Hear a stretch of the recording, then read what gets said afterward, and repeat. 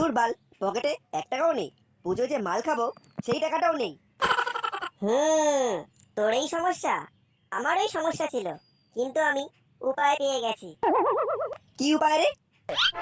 আরে আমি তো পুজোতে এবার ব্যবসা করব। ব্যবসা করবি? তার জন্য তো অনেক টাকা দরকার। তুই কি দিয়ে ব্যবসা করবি? কেন, আমাদের দিদি কি বলেছে শুনিসনি?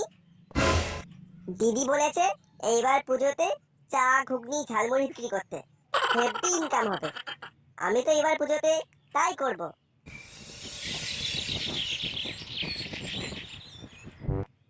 এই ঘুগনি ঘুগনি ঘুগনি, স্পেশাল ঘুগনি, 10 টাকা 10 টাকা স্পেশাল ঘুগনি। ছি, তুই শেষে ঘুগনি বিক্রি করছিস?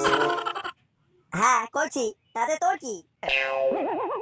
আমার সাথে প্রেম করার সময় তো অনেক বড় বড় ডায়লগ দিয়েছিলি, এই করবি সেই করবি।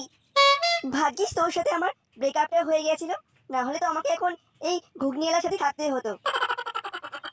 ওই দেখ, আমার নিউ বয়ফ্রেন্ড আমার সাথে দেখা করার জন্য বাইক নিয়ে আসছে।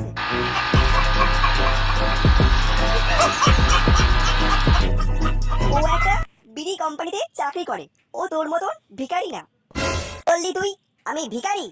তুই দেখে নিস, আমি ঘুগনি বেচে একদিন কোটিপতি হব, দিদি বলেছে।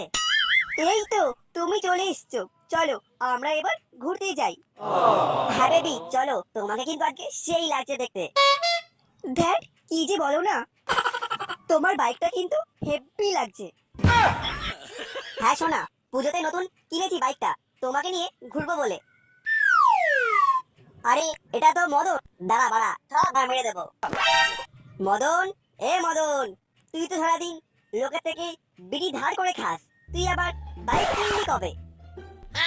আজই তো সকালবেলা দেখলাম তুই বিশ্বকর্মা গ্যারেজ থেকে এই বাইকটা একদিনের জন্য ভাড়া নিয়ে এলি।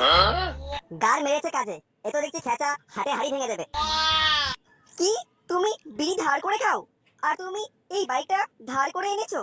ছি, আমি তোমাকে অনেক বড় লোক ভেবেছিলাম। যাও, তোমার সাথে আমার ব্রেকআপ। এই রে বাল খেচা, সব গার মেরে দিল।